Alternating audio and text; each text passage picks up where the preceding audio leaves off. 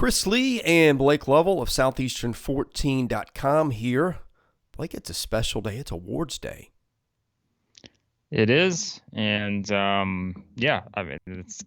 think these were a lot easier than I thought they were going to be. Now, some people probably won't agree with them, but for me, they were much easier than I expected. To pick my first team All SEC, my second team All SEC, all freshmen, which we'll get to, was actually difficult, but not for the reason you would think. And then the top four awards, which we may throw some fun awards in here along the way, just whatever comes into our minds. As you guys know, you watch this, sometimes that happens. But the top four awards for me were also pretty easy. Like I had no trouble with those. So usually I don't say that. Usually it's tough every year, but I don't know why this year. Maybe it was not as hard for me to pick all of these. I breezed through this in very short order, and there's really only one thing, and I'll get to it when we get to that particular player and team. But there was really only one thing that I had trouble with. But beyond that, I thought it was pretty simple. Do you want to – well, let me rephrase this. Blake and I've shared some notes with him. I have a big spreadsheet with stats and stuff that we used to pick teams that we put together in the last week. And I did some rankings, but just to kind of lay the groundwork. So we really have not compared notes on who's going to pick what, although I think we're going to be the same on a lot of these. Let's go right into it. Coach of the Year, I've got one in mind. There's several that did, I thought, outstanding jobs. In fact, I thought you could make a case for any of the top four teams, their coaches. But to me, one stands out above the pack by a little bit, and I want to see if you've got who I've got. You didn't pick one of the top four? No, I did. Oh, okay. I'm saying you could. I thought you okay. could make cases for any of Rick Barnes, John Calipari, Eric Musselman, or Bruce Pearl. And you had some other coaches outside that did good jobs too. But I thought if you want to narrow it to a Final Four, that's it. But to me, there was one guy that stood out. Okay. Well, we're probably going to disagree because mine was very simple. I picked Bruce Pearl. Well, Bruce Pearl is who I picked. Okay, I was going to say, like, they went 27-4, 15-3. Right. I get it. Like, I think it's full body of work, as I always say. And could you argue that I think you could make the argument, let's say, that Eric Musselman did the best job over the past, 2 months. Yeah, 2 months. But to me, full body of work, I'm probably still going to give Bruce Pearl the edge on that. So that was really the only thing for me. And I've said it before too. And like you said, you could pick any of these four, in my opinion, and feel pretty good about it. But I think this is one of John Calipari's better coaching jobs he's done. And I think it's like by default, and Kentucky fans are used to this, but it seems like by default, we're always searching for someone other than Calipari to pick because it's like you just assume the success at this point. But I think last year kind of reset your expectations a little bit where it's like, okay, maybe we really need to understand that it's not as easy as it's made out to be sometimes. And if it doesn't all come together, it can all fall apart really quickly. And so I think that's where, again, to me, it's like whoever won the regular season was probably going to get my pick just based on how good these four teams have been. But as I said, you can't go wrong, I think, in any scenario here because Auburn is the regular season champion. Kentucky, I said Calipari's one of his best coaching jobs. Rick Barnes has done a really good job with Tennessee over the past, really the whole season. And then, like we said, I think you could say if this was a January and on type scenario, I mean, Muss would get my vote. So it's like, I think you're not going to go wrong with any of these. But this was also one of those years to me. Sometimes when we do these awards, there is someone in that middle that maybe just surprises you and you maybe pick one of those guys like, oh, well, that team really overachieved. There just wasn't really any of those choices this year. So, and with how good the top four were, I didn't have much trouble with this one at all. I went Bruce Pearl and didn't really think twice about it. So, yeah, and the point I was trying to make was that you had things that you could cite with the coaches. You cited with Eric Musselman that Arkansas got so much better the last 2 months. Tennessee survived an injury to Olivier Kumwa, who was a starting post for them. And 2 of their 3 guards were true freshmen, and yet Tennessee just got better and better and better. Kentucky had injuries to Wheeler and to Washington, and at times even Toppin. And some nights had both point guards out at once. That's hard to overcome. Like you said, I thought you summed it up well. But Pearl, he wins the thing. Auburn had an off year last year. He landed transfers. He really, I think the thing that probably went most underappreciated about him, well, that's probably a wrong term because Auburn fans know it, but we talked going into the season. We did our preseason Player of the Year rankings. We had Walker Kessler not on the list. I think we made a list of 14. And I said, he's kind of a wild card because I don't know what he is. I think the way that Bruce developed Walker Kessler to me was as big a bullet point on his resume for this award as anything.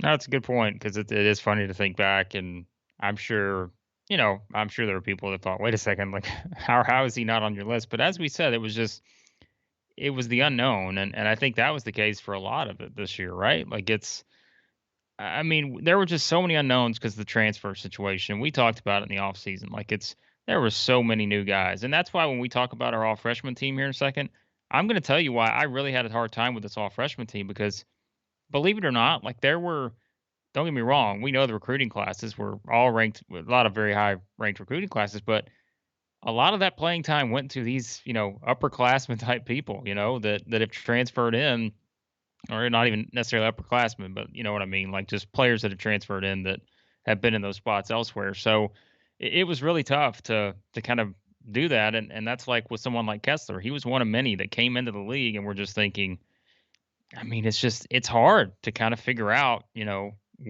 what you can expect just based on all the new players that are coming in. And Auburn was one of those teams where you had Jabari Smith coming in, you had Green coming in, Katie Johnson. There's just so many new guys on the roster that it was hard to know exactly how to figure out who was going to, fit here and there and who was going to be the breakout type, player and that kind of thing. So, yeah, it makes sense. And that's why I think Bruce Pearl as I keep saying, we laughed about the stuff towards the end of the season and all the storylines and all that. But, it's like at the end of the day, they're 27-4. And to me, we can judge quality of record and all that all we want, but when you win 27 of your 31 games and you do it in my opinion, probably the toughest league, if not it's 1A and 1B with the Big 12, you deserve credit for that. It can't just be, oh, well, you had, some of the best players, so automatically you should just ignore it. And that's what I said. It's like the John Calipari rule sometimes where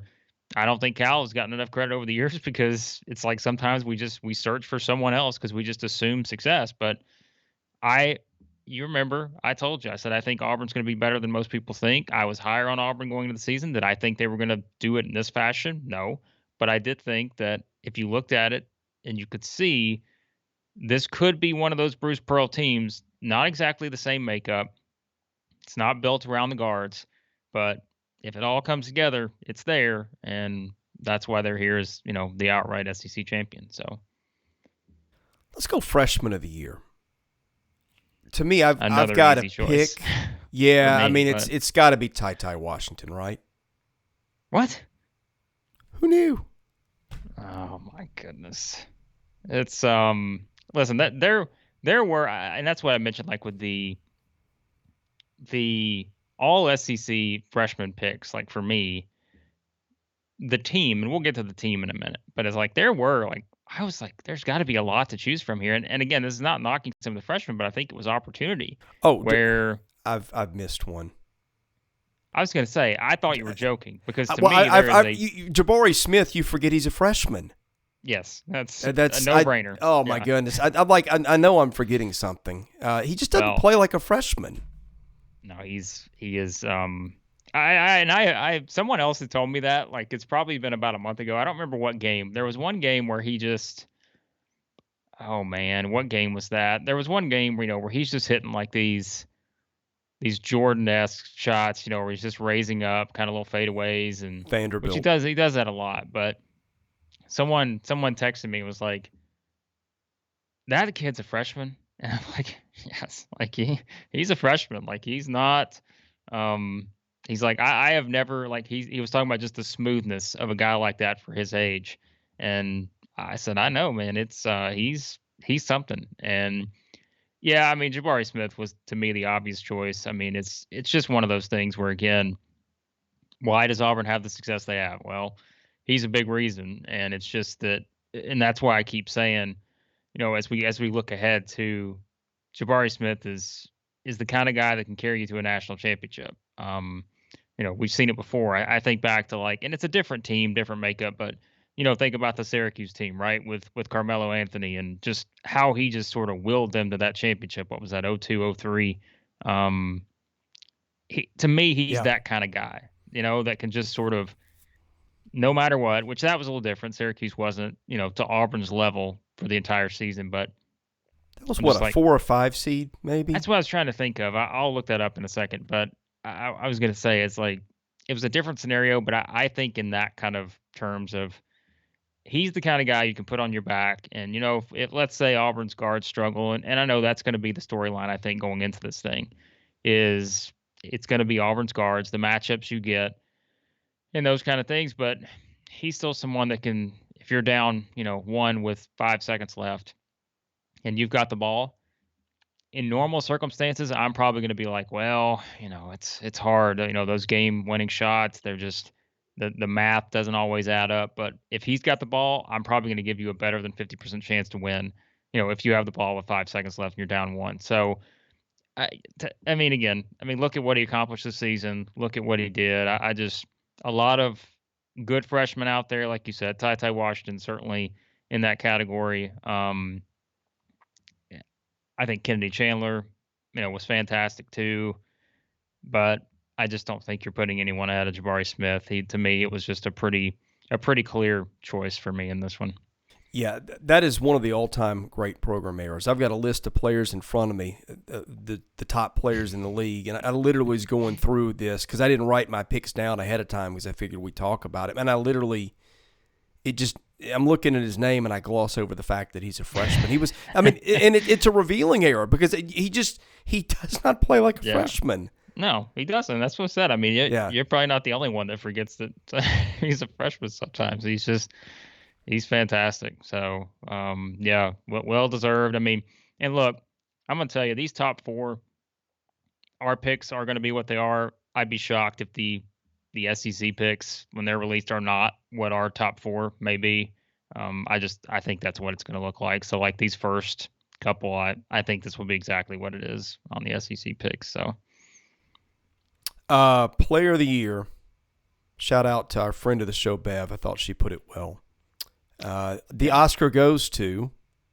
Yes, another one that I had no issue figuring out. I mean, we've said it all year. He's, again, we kind of pointed out, I don't know, it was several weeks ago.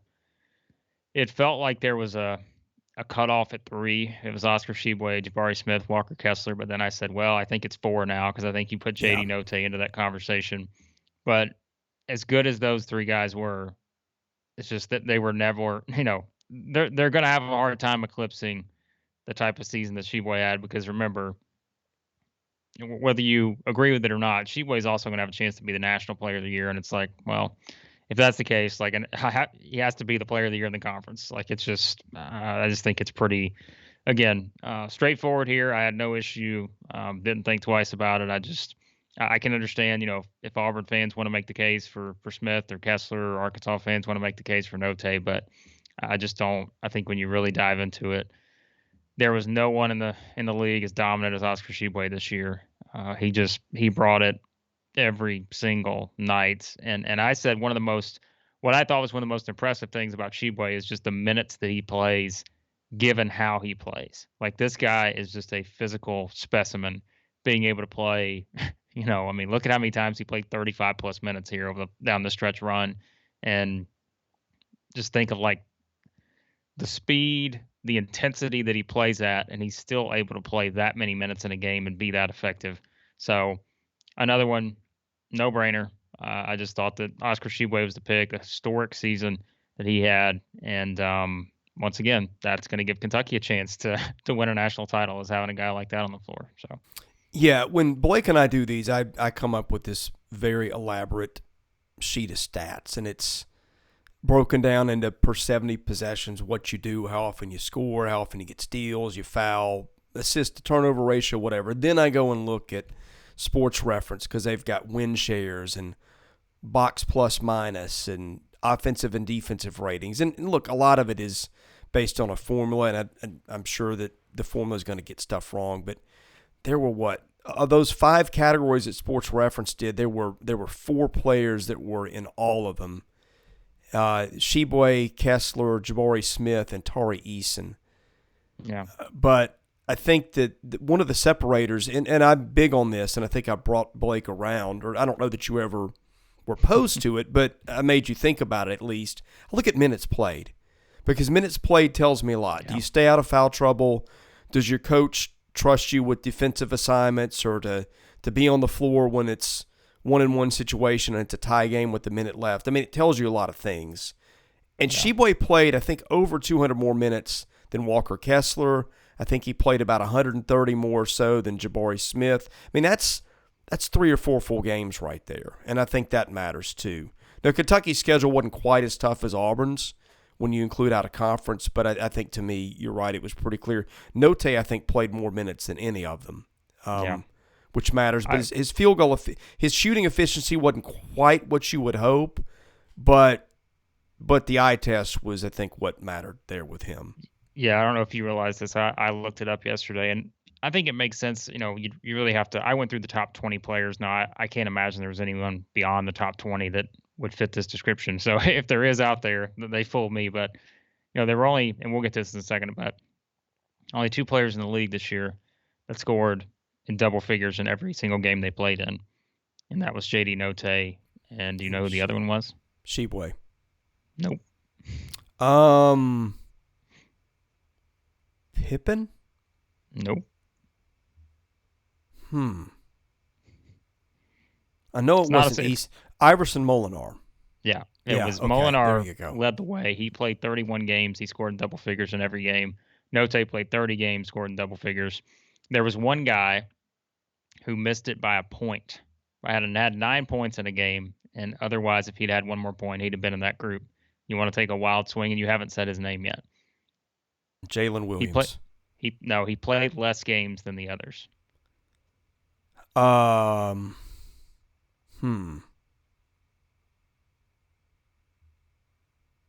Castleton. Yes. Okay. Castleton, 25 games. He had 9 against Maryland. And so if he'd had 10 in that one, he would have scored in double figures in every game he played in. So that's a little trivia for you on that one. So, do we have all the awards? Are we ready to go into the All-SEC teams? We didn't do defensive, did we? Oh, no, but I think that's easy. Another one that's very easy for me. I had no hard choice on this one. Walker Kessler. It is what it is. I mean, he's, as we said, I just think that the way he impacted the game, there was no one that impacted the game more on the defensive side than Walker Kessler. I think Tari Eason deserves a lot of, credit too. But I'd have a hard time going beyond Kessler for that choice. But I do want to give Tari Eason credit because I think he was really good on that side, and he was someone that really fueled what LSU could do defensively, but just not picking against Walker Kessler in that scenario. I'm not ready to pick a defensive team, but if you had to do one off the top of your head, I think it's those 2 guys. I don't know, maybe somebody from Tennessee probably belongs on there. Probably Triple J. Yeah. I think that's probably, yeah. Maybe Fleming at Florida's in the discussion. Notae's probably in the discussion. Trying to think of who else would be in there. That's one Auburn's I didn't put guards. Together either. Washington would probably be. I mean, that's a tough one. That's a stream of conscious, but maybe we'll return to that later. But All-SEC team, I'm just going to give you my 5. I think the top 4, and I think we pick a few teams here, not just maybe 1 and 2 if you're up for it. Yeah, that's good. I think it's Tshiebwe, Kessler, Smith, Notae. That was really easy. I think you can't do a team without them. Probably for the next ones, it's probably Pippen, Eason, and Molinar for the final spot, but I think it's Pippen. because he just was so good down the stretch. I mean, he led the league in scoring in conference games by 2.5 points. I mean, Vandy just doesn't – 7-11 doesn't really move the needle, but it was a tough year. And, look, I've been as critical of Scotty Pippen Jr. as anybody, but look at his last 8 or 10 games and what he did. I don't know. I think that some of these other guys benefited by having better teammates around him. With Pippen, like, the microscope was on him. The ball was in his hands. It was up to him a lot of nights whether they were even going to be in games. So I could debate that one. Again, I could make a case for Molinar. I thought Molinar had a better surrounding cast. Pippen scored a little more. And with Eason, it just was the minutes. He got in foul trouble some. Per minute, when he was on the floor, Tari Eason might have been the best player in the league this year. With apologies to other guys, but it was that time off the floor that hurt. I had a hard time with those three. And well, one more thing, Pippen, I think behind Notae. Well, no, those actually Notae, Pippen, and Molinar I think led the league in minutes in some order. That's another thing. So sorry, go ahead. No, I had a hard time with those three. Molinar wound up fair or unfair. I think it's just because, again, I said it. I mean, in 31 games, he scored in double figures in every game he played in, and it was pretty good. I mean, really. Then it came down to Eason and Pippen. I just, like you said, I think the Pippen playing more minutes thing, he had a run in those final, I want to say it was 8 games or so. It's more than that, but I mean, he had some good games in the middle there too. But I found it hard to leave Eason off of my first team. But Pippen played almost what? I know 5 or 6 full games more than he did. LSU's surrounding cast is a lot better. I think it's hard to be the guy to do all that. But I don't think you can penalize someone for having a good supporting cast either. And I think with Eason, I know the minutes weren't there. Look, we're arguing over. I think these are like, take your pick on these two. Like, I really do think that. And I maybe that's what I'm arguing is I think Eason is a lot closer maybe than people would think to Pippen for that spot. And again, I think this is one of those things where it's like, it's on what do you value the most. And that's why I think awards are so subjective in terms of, people are going to value different things. And I think with Pippen, it's like, now that I'm looking at it, I'm like, is it hard for me to leave him off there? Absolutely. I think I was a big fan of just Tari Eason and kind of what he was able to orchestrate for LSU, especially with the defensive turnaround. I know that's not like a sexy thing. That's not going to be something that is just going to jump out at people. But I think that was such a big part of their success too. And he did play less minutes, and so that I can give you that one because I think you're right about that. Like the minutes played is something you have to look at. But I also look at it and think, well, he played less minutes, but he was still scoring a lot of points and getting rebounds and steals, and there was a lot that went to it. So I'm fine with either one. I really, like I said, this was one of the harder choices I had. It came down to Eason and Pippen, and like I said, I think it may be unfair for me not to put even Molinar in that category because I don't know if we're just holding Molinar back because his team just wound up being just absolutely average. Or not, but I think that like I said, he had quite a season, and it was fantastic. So either one, I'm not going to argue anyone. If someone makes the argument for Pippen over Eason, that's fine. If someone makes the argument in reverse, I'm also good with that. So hey, here's what I can tell you: this is why the SEC puts 8 people on the all first team, so we don't have to worry about this, right? We could put Eason in there, Pippen in there, Molinar. Maybe we should have done it the SEC way. Put 8 or 9 on the first team and make it easier. Well, okay, Pippen played 985 minutes. Pippen also lost a game because they got a game out in Hawaii canceled because Stanford got COVID. I forgot about that.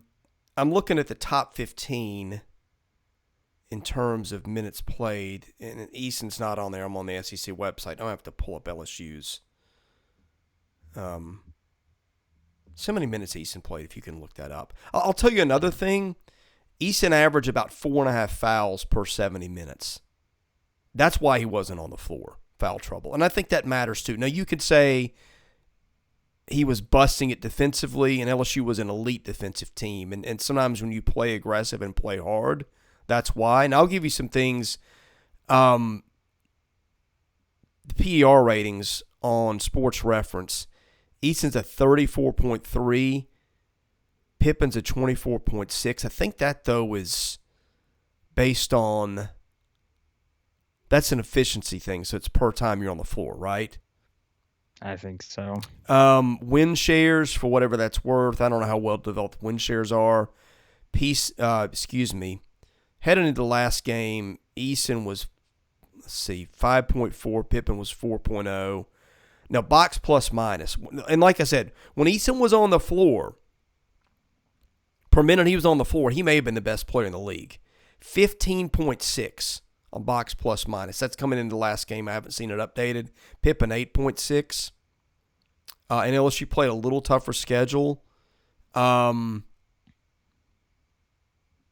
I mean, defensive rating, I think he was the top player in the league on Sports Reference's defensive rating. I don't even know how that's calculated. No, Jaylin Williams. I'm sorry. It was Eason. It was Eason. I didn't realize this. I didn't realize these two were actually the highest usage, too, for any two players in the league. Pippen, 34.5, Eason, 31.5. I don't think I realized Eason was that high, to be honest with you. Well, here's another crazy thing. Per 70 possessions, nobody scored more points in the league than Eason. He even scored more than Pippen. I'm telling you, I think he's true a shooting percentage. He's here. 62. Pippen's about 57. But it's okay. Pippen was literally on the floor. 5 full games that he wasn't, right. and that's where you have to make the determination of. I mean, because if it's when they're on the floor, who's the better player? There's no question that it's Eason. But how do you weigh those things? How do you view the ability to stay on the floor, the context of your team? That's a tough one. I think that's much tougher than. I mean, again, that was one of the tougher choices I had, but I think it is tougher when you dig into those two. And again, it's like if we were drafting to go play 5-on-5 right now somewhere, who would you take? Taking Tari Eason. Would you? Because I would think about taking Scotty Pippen because I know at any time like this guy could shoot a 45-footer and just knock it down, and I feel pretty good about that. Yeah, but Eason can score, he can rebound, he can block shots. Now you may again foul trouble's the thing. See, the reason I say that because I can control the minutes if I'm the coach, as long as my guy's not fouling out. Yeah. I don't think we need to keep. I'm fine with either one. I'm going to defer to you. I'm going to let you make our pick here. And then we'll start the second team with the other one. I think it's just we're not like I think you just whichever way you want to do it. We can put Pippen here. You're we sitting can put Eason the on fence, the second buddy. team. You were sitting I'm not. the I told fence. you my pick. I picked Eason. Like that was my choice. So but now that I think it's important to go into the numbers though, and I'm glad you did that because it is important to look at some of this stuff to really make that choice. And I think people will have different opinions on this one. Again, let me just spoiler alert: they're both going to be all first team SEC when the SEC releases their awards. So just know that. So if you don't want to use just R5, trust me, they're both going to be on the first team in the SEC awards. So there will be no debate on that. But if we do it how we do it, and we make that cutoff 0.5, that's so hard this year in that league. So either one. I mean, we'll just flip it. I mean, because I have my second team, you'll have your second team, and we'll know that we'll just flip those two. Your gut feeling is who? Your gut feeling is you'd still go Eason. I picked Eason to start with, so that's who I picked. But again, I'm not going to have much of an argument either way. So. Okay, second team. I think Molinar's. Again, I'll just put Eason as our first team guy because you watch more than I do. You're better at this than I am, and so I'm going to go Eason as our first teamer. I'm going to lead off with Pippen and then Molinar. To me, this one is. I'm not going to say it's easy, but I'm going is the other for Molinar, and I know he missed a lot of time, but Ty Washington was awfully good when he was on the floor. Jaylin Williams at Arkansas, we've talked about him nonstop, And Santiago Vescovi at Tennessee was just so good all year. Both ends of the floor, so consistent. I think Colin Castleton's got an argument, but it's the missed time thing. That's how I'd go. I don't think you can leave Castleton off. It's come full circle. Like the whole Castleton, I don't think I could leave Castleton off the top. And I know he missed some games, but I just don't think I can leave him off there.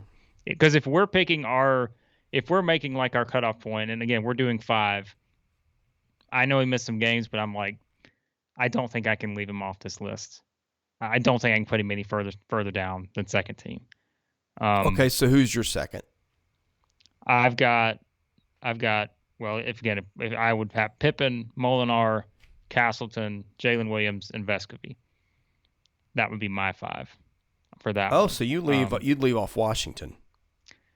I mean, here's the thing with Washington, and I know we can have the same debate with Castleton, right? I don't want to say the wrong thing here because I know it'll be taken the wrong way, but like if you look at Washington's numbers, and I think the injury situation plays a factor here because I mean, you can tell me if you agree with this, but I think even when there were times where he was on the floor for some of these games, right? Like it was clear he was not like, what were those games kind of around that injury, right? You know what I mean? And so his numbers weren't great in that stretch, but I think you have to factor in that. I think it's very clear that there were times where he just wasn't 100%. And I don't even know now, right? Like, is he fully back to 100%? I think that's even something you could say. But when I looked back at just everything, he was great, and from about 1st of November to mid-January. But I think when that injury kind of started, if you look at his numbers, it's just he was really good, played, solid minutes. But I think it was one of those where that kind of derailed what, quite frankly, he may have been in that conversation with us talking about the SEC Player of the Year and saying, okay, there's no way you can leave this guy out of the conversation. But I just think the injuries probably factored into that. And again, I know technically Castleton missed more time, but even when he was on the floor, I still think that there's enough there to support that choice for me. I think you're right on this one, and if you look statistically, he was better per possession on the floor. He shot it about 5% better in terms of true shooting percentage. We're comparing Castleton to Washington. He scored about 5.5 points more per 70 possessions, rebounded a lot more. I know what rebounding isn't Washington's thing, but Castleton's pulling about 23 and 13 every 70 possessions, which is really good. Yeah. Shooting it, effective field goal percentage around 54, free throw above 70. Blocks, he blocked about 3.5 shots per 70, which I'm looking at who's in front of him. Like, of the guys we've already talked about, only Kessler had a block rate anywhere close to that. 0.7 assist to turnover ratio, which for big isn't awful. Washington's obviously much better there. He's 2.5. And Castleton even got, okay steal numbers. He's not that far behind Washington in terms of rates. Yeah. No, I think you're right. I think we go Pippen, Molinar, Vescovi, Castleton, and Jaylin Williams. Yeah, and again, if you want to swap, if anyone out there, if you want to swap Eason for Pippen, I'm not gonna. I get it. Like that was our biggest discussion. I'll tell you, there's someone I had a hard time leaving off the second team. I think Kennedy Chandler was someone that I really struggled to leave off that one. Yeah. Like to me, it kind of came down to Vescovi or Chandler for me, and I think that's where probably Tennessee fans will have a different opinion. I think there will be differing opinions on that, which guy they think maybe deserves to be in that spot. But I think Vescovi was. I just think he had a really good. You know what I mean? Like we talked about it. We talked about just how consistent he was, scoring wise this year, and I really think he stepped up and had. I mean, his turnovers were down. I thought that was such a big part of it too. Is we saw that transition for him last year. To where he just didn't turn the ball over as much, and I think he kept that going this year. And really put them, I think, in a good spot. So that was a tough one, honestly, but I went Vescovy over Chandler, but it was the slightest of margins on that to me. And that's where, again, would I be surprised if Chandler's on the first team All SEC with the SEC's awards?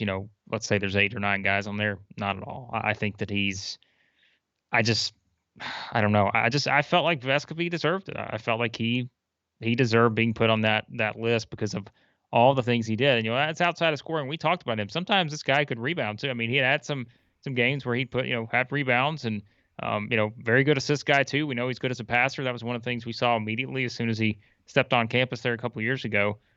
So that was a tough one for me between Chandler and Vescovy, but I guess we give the older guy the props this year. And the difference was Vescovy shot it better. It better from the field, shot it much better from the line. Scoring was negligible. Assists were negligible.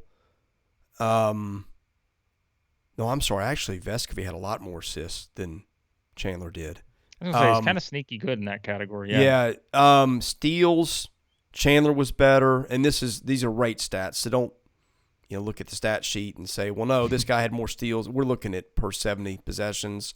Yeah. Chandler was, I'm sorry, both were pretty good with the ball. Vescovy 1.9 assists to turnovers, Chandler 1.7. But yeah, I mean, across the board, Vescovy played a few more minutes too, not a lot. But you look at the stat sheet, and I know stats aren't everything, but it says Vescovy was the better player. So I'm good with that one. So we're going Tshiebwe, Kessler, Smith, Notae, Eason, first team. Pippen, Molinar, Vescovy, Castleton, and Jaylin Williams, second team.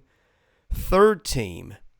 I'm going to go Ty Washington, Darius Days, Kellen Grady, Chandler, and Shackelford. Not necessarily in that order. Wendell Green is a tough one to know what to do with. He has an argument. I think Keon Ellis at Alabama has an argument. I think Quentin Jackson at A&M has an argument, although it's back to the minutes thing with him. That was a little bit of an issue. And frankly, it was for Green, too. Green wasn't on the floor as much as I would have thought because, of course, that's because of Zep Jasper. And you can weigh how much that you want to hold it against him, but it just is, right? Yeah. I didn't put together my third team, but I'm looking at it now, and Chandler, as we said, if we're leading him off the second team, he's got to be on there. Washington, I think, has to be on there. Days has to be on there. Who else did you say? Kellen Grady, Jalen Shackelford. Shackelford has to be on there. Yeah. Jaden Shackelford, excuse me. I knew the minute I said it that didn't sound right. Pardon me. And then Grady, yeah. I mean, I think that's I wouldn't have much argument with that either. Trying to think of who else outside of maybe those. Grady had incredible shooting efficiency from the field. And again, he didn't have to score a lot, but at Davidson he had 2,000 points in 3 years, and I think that's one where, like, if Kellen Grady had needed to do more on that team, he easily could have. And he was good with the ball too. He didn't, assist to turnovers. He was, I think, 1.5, which is really good for a guy playing off the ball. So, I think Green, as you said, is probably one that'd be a tough choice for me with him. Trying to look at who else here. Quentin Jackson really came on strong. I think it's probably hard to put him ahead of those other guys, but he had a great finish to the season. I don't think that should be overlooked. His ability to kind of fuel South Carolina there towards the end. Beyond that, I don't really. There's no one else I'd put in that group. Shackelford, just as a note, Shackelford was 3 minutes behind Molinar for the league lead. Just out there all the time. Yeah, so he's got to be on there, I think. Yeah. I like that group, that third team. Yeah. Let's do a fourth team. Oh gosh. Well, all right. If we're doing a fourth team, Cario Quindo's on there. I'm not leaving my guy off the list here. Okay. I don't care if he played for the worst team. He's got to be on there somewhere. I'll give you some candidates. Quentin Jackson, Keon Ellis, Javon Quinterly, Xavier Wheeler, Keon Brooks, Green. Stanley Amude's got to be on there. Wendell Green's got to be. Oh, Wendell Green's okay. Green's on there. 100%. We're going to put Green on there. I think Amude's got to be on there. Let's see. we're putting Green, Quindo, Amude. I think Quentin Jackson's got to be on there. Yeah, I think Okendo I could argue not, but you're not going to let me win that one.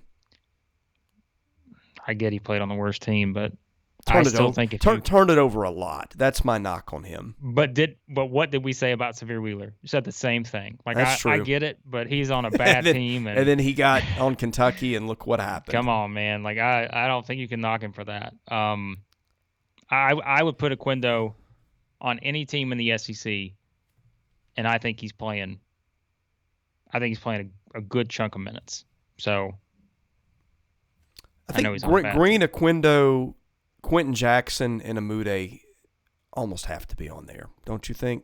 That sounds like a good group to me. There's probably someone forgetting, and I know someone pointed out. Tari Appleby, what's his stuff look like? Is he Appleby had a really good year. I mean, you could go Appleby, you could go K.D. Johnson, you could go Henry Coleman III, you could go Wheeler, you could go Quinterly, you could go Keon Ellis. There's a lot. You could maybe go Josiah Jordan-James. He came on strong, yeah. Maybe our third team should be the SEC third team where we give it to like 8 or 9. Yeah, that's, I don't know. You pick whatever group you want out of that. I think Zakai Ziegler's got an argument, to be honest. I don't know if he's got the same numbers, but I think he's another one I think is kind of sneaky. Yeah, so. Minutes held him down. He's in the low 600s. Because I did think about, like, I've got a list of like 50 guys. Yeah. And he's on that, but and to be honest, once I got down into, I put a list that said rank them 1 to 50. Once I got past about 15 or 16, I didn't. That's fine. I didn't go through it with a fine-tooth comb. I think, to me, Green, Okendo, Quentin Jackson, Stanley Moody just did so much for Arkansas this year. And then we got to pick one. We could go Ellis or Quinterly. Ellis was tremendous. 56% effective field goal mark, 88% from the line, rebounded a lot, good steal numbers, good assist to turnovers. Quinterly, the ball was in his hands a lot. He wasn't as efficient as you hoped. Keon Brooks, I think Brooks gets held back by the minutes, but there were nights he led Kentucky in scoring. Henry Coleman III at A&M was really good, just really solid night in and night out. Now, A&M, I think this deserves mentioning, in and out of conference played the easiest schedule in the league. I think that factors in a little bit. Yeah. Again, K.D. Johnson. Appleby was really good. Appleby won Florida some games. I think I'd have a hard time leaving Appleby off that list, but it's take your pick. I'll let you be the deciding factor on this one. All right, let's go Green, Okendo, Jackson. That's Quentin Jackson, Amude, and Appleby. That's fine. All right, we're going to do a 5th team. Oh, my goodness. In that scenario, then, we're just going to give everybody a place on our teams. I think Ellis and Brooks have to be on there. I think Coleman has to be on there. I think Quinterly has to be on there. I mean, if we're doing I don't think you can leave him off if we're at that point now. So. And maybe K.D. Johnson. Sure. We hadn't talked much about K.D. Johnson. That's fine. Who would we be? We could. Okay, here's who we got left off. Xavier Wheeler gets left off. Josiah Jordan-James gets left. Kobe Brown gets left off. He had a really good year, but with Brown, I go back to when they had players on the team who could play last year. He didn't shine. Maybe a product of somebody had to lead them and everything. Matt Burrell had a good year. Nicer Brooks at Ole Miss had a good. Garrison Brooks had a good year at State. I mean, there's so many good players in this league. It's crazy. You can go into the 40s and 50s, and there's still good players. We'll be at our 12th team here in about 15 minutes, everyone. Hang on. We'll be no, you're right. I mean, that's what I said. And that's why when we cut it to 5, it just that's our cutoff point. So it makes it a lot harder, tougher decisions to make. So I'm not going a 6th team. Thank God. Thank goodness. I'm ready for the freshman team. So we're going Ellis Brooks, Coleman, Quinterly, and KD Johnson. I'm fine with whatever you want to put on that one. I think that sounds good to me. Although I haven't looked at the entire list, but that sounds good. Whatever will shut me up at this point. No, I think that you could go a lot of different directions. So I mean, it's take your pick. Okay. Freshman team, we know 2 of them. I think we know 3 I think of them. Ziegler's got to be on there. I was gonna say then we know 4 at that point. Okay, Smith. who am I missing? Smith. Jabari Smith. Ty Washington. Kennedy Chandler. Chandler, of course. Zakai Ziegler. And to me, the 5th one was tough. But to be honest, when you really look at it, is it that tough? I think it's Brandon Murray, LSU. Oh, yeah. Brandon Murray had a nice year. Had a nice game Saturday, too, by the way. But I'll tell you, this is something I would, if anyone has time on their hands, which if you're watching us, I assume you do, but if you really go through the list of freshmen, again, a lot of talented freshmen, but we talked about it. Some of these transfers and these guys, they got a ton of minutes. And some of these teams were built around transfers and built around guys who would, that were not freshmen. And that was unusual because I think in the SEC in recent years, we've had some seasons where it's like there have been a lot of freshmen on the floor.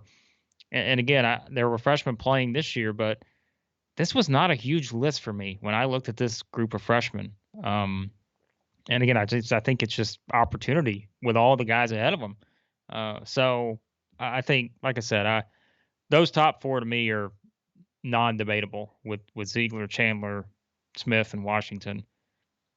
I even think you put Murray maybe in that category too. I think he's probably got to be on there. So, who else who am I forgetting? Who would be the next?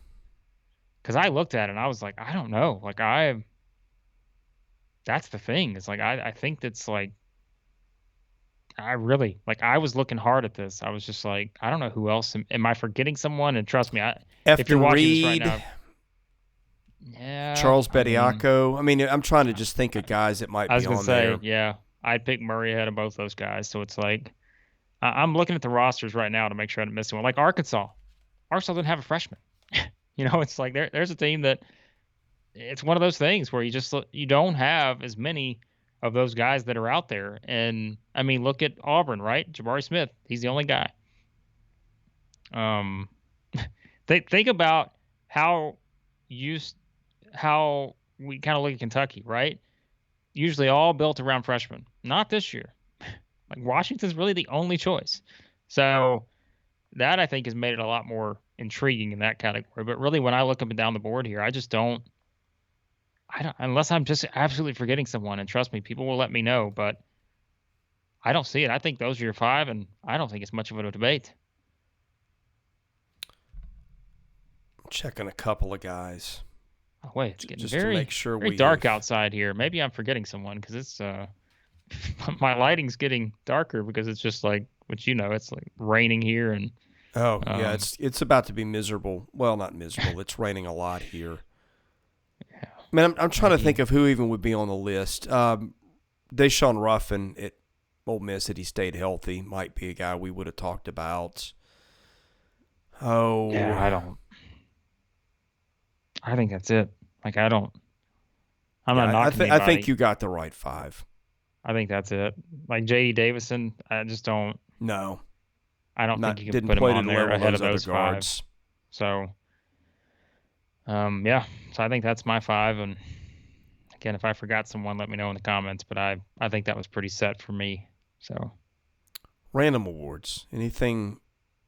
Random awards. I was thinking, who's the most improved player in the SEC? This is a tough one, but I have a choice in my mind. But that to me is always a hard one because, first of all, for starters, you have to remember who was in the league last year. That's always the biggest challenge with all the transfers coming in. But I think I've got my choice. Well, wait a minute. Let me ask you: are we doing most improved over last year, period, or most improved player who was also in the SEC last year?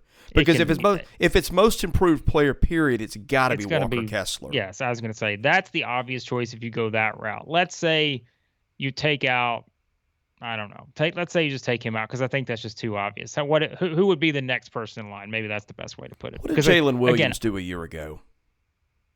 I think Jaylin Williams was. Well, think about it. He had Moody and Smith were there, and so I think that he's probably who I was going to say, like, because again, I'm thinking back to last year, and I think that this year he was the one I had in mind. I was going to say I think it's pretty obvious, but you brought up a good point because I'm thinking, well, gosh, I mean, we have to remember, okay, where did these guys play who transferred in? How good were they at those places? That makes it harder, I guess. But if we're just going in the SEC, I would say Jaylin Williams would be my pick. Quentin Jackson might be in the discussion. Josiah Jordan-James might be in the discussion. Kobe Brown would absolutely be in the discussion. Henry Coleman maybe, because I don't think Coleman did a lot at Duke, did he? I don't think so. But that's, again, like, I don't remember Xavier exactly Wheeler, what these guys did elsewhere. So yeah. I think Jaylin Williams is the most obvious choice to me. But yeah, what did Williams do a year ago? Not much. Okay. He was just kind of he became a role player towards the end, but I mean he played minutes, but it just was not to the level. I think Tari Eason also. Eason was a right. a decent player at Cincinnati, but he was nowhere near this. I think that I think it's Kessler on the whole. It's got to be. Well, yes, absolutely. And I think if you're picking players who were in the SEC last year, I think it's Williams or Vescovi. I think he really improved too. So. What else have we got? Trying to think. Yeah, I don't know. I don't know who. I'm trying to look at the SEC awards here because I'm trying to remember what. Did you want to pick all defensive team? Because honestly, I don't have a good feel of that. I can't do that one. Yeah. That one to me is really tough because Eason and Kessler have got to be on there. Notae led the league in steals, didn't he? I think so. SEC does. Scholar athletes. No, it was Keon Ellis led the league in steals. Well, fortunately, we don't know the GPAs of all these players. I'm sorry. I'm looking at league games. Ellis led the league in steals, but I mean, Bama wasn't a very good defensive team, so yeah, I'm gonna punt on that one because I would get something wrong. No, that's what I said. We're not doing it because I'm not prepared to do that one at all. 6-man. The SEC gives out 6-man award. I'm trying to think of who's. Wendell Green. Are you sure about that? Green came off the bench most of the year. Yeah, but I'm trying to. There's someone else I'm forgetting that I was thinking that This is why 6-man to me is the toughest because I'm like, I don't remember who comes off the bench. It's a useless award, but. So I just don't remember who's starting in some of these games. So. Oh, wait a second. Actually, I think this is a very easy choice. Hold on. Well, it's got to be Tari Eason. Oh. Right? Because I was just thinking, I'm like, wait a second. He's only started 4 games this year. That's an easy choice. Yeah. So, I assume that he'll get that award. But 6-man is tough because there are guys out there that I probably think doesn't come off the bench, and I think they're a starter. And sometimes I look up like, wait a second, those guys haven't. And Eason's the perfect example of that. I pay no attention to that. I don't either. I don't know how they. That's a tough one to me. 6-man's always a tough one. So, no, I mean that's a pretty good group of awards there, and I think it's, man, like just think of what we said. All the good players. What a fantastic group. What a year for the league. Most fun player to watch. Ooh, there you go. Now we're getting into the good stuff. Most fun player to watch. All right. God, that's a tough one. I got my choice. Well, see, here we go. Are you going to go? I'm thinking you're going to go Jabari Smith or Notae. I was going to say, to me, it's like, it's Jabari Smith or JD Notae. But then I'm like, wait a second. Kessler. Like, it's Oscar Tshiebwe. Like, he's got to be in there, too. How is it not fun to watch this guy? Tshiebwe does the dirty work, and that's not the most fun thing to watch. He is entertaining to watch. I'm sorry. Did you see what this guy did the other day? He gets the steal at half court. He goes on a fast break and just throws it down. There's no way I can leave Tshiebwe out of that category. But traditional sense, I think, yes, he's probably third in that group. But yeah, I think I know what you're saying, but I'm not going to give. We're not taking the Oscar away from Oscar here. Like when that guy's making steals at half court and going for a dunk from the free throw line. That's entertaining to me. So, that's a tough one. Jabari Smith or JD Notae. They do it in different ways. Yeah. But that's a tough one. I don't know. That's a. How about I sit on the fence for this one? How about I go? Of course you both. What do you think? Sure. Oh boy, I'm trying to think of another random award we could do. I got one. Most underappreciated storyline in the league. I thought you were gonna go player. Could do player, but storyline. I don't know. What are you thinking on that? I've got one off the radar. Player, but I've got Frank Martin getting to 500 with a team that really when we did our discussions on players, we didn't even remotely talk about a player from South Carolina. No. Now, no, look, that's also on Frank Martin, I think, but nobody was talking about Carolina all year, and then we go into the last weekend of the year like, these guys are going to be a 5 seed. If, if hell freezes over, but still. Yeah. No, you're right. I mean, this is like a lifetime achievement award at this point for them, because they do this a lot, and they're always underappreciated, and I joke about that every year.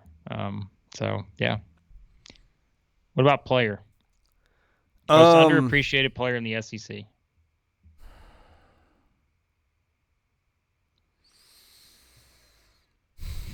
I got my pick, and you're gonna laugh at this. I'm thinking Kellen Grady, Keon Ellis, Stanley Umude, maybe KD Johnson. Although I think Johnson got plenty of love. Aquindo, Triple J. Man, I don't know. I feel like we appreciated all these guys. You know who my choice is? And I could go a couple different ways here. Is it Kobe Brown? No. No? Okay. Colin Castleton, man. Yeah. I still think it's Castleton. How about that? Do you know why this is so funny? Because a year ago, I was the one screaming Colin Castleton at the top of my lungs. You rolled your eyes every time I brought his name up. A year later, you're the guy that's dragging Castleton into every conversation. Picking him up, putting him on my back, and let's go, Colin Castleton. We're going to the top of the SEC awards. Yeah, I still believe this. I don't even know you anymore.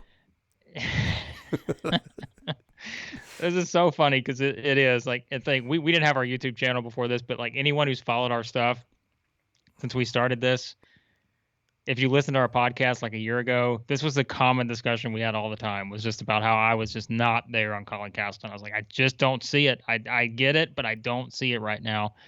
But I still think he is. I think he's underappreciated. I think he's really good, and he's changed my mind this season. And yeah, so I think Castleton to go full circle to wrap up our awards. I'll go Colin Castleton. I also think Wendell Green I'd put in there. Fescovy. How about Audie's Tony as well? I think we saw Audie's Tony's. Yeah.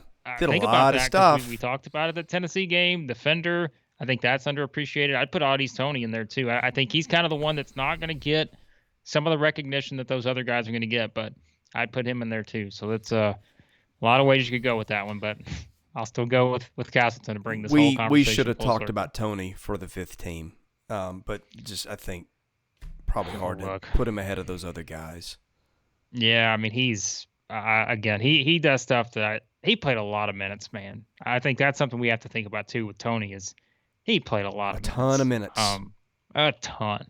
And yeah, so when he was on the floor and playing minutes, he was good. Actually, the more I look back at it now, I'm like, yeah, maybe we should have put him on one of those teams somewhere. But oh well, maybe that's why he's underappreciated, right? So, that's right. Even we underappreciate him. So right.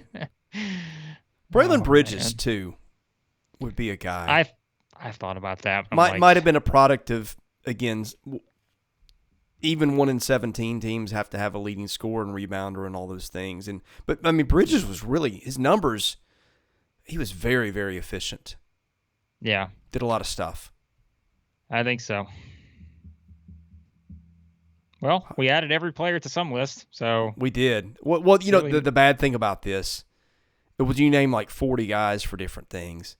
There's going to be one guy out there that says, yeah, you didn't mention my guy, Wang Chung or whoever. I'm curious. I know our commenters. We're going to have a civil discussion in the comments, but I'm curious what everyone else thinks. And I know, look, we did a poll. I put a poll out yesterday. Who do you think is going to win the SEC tournament?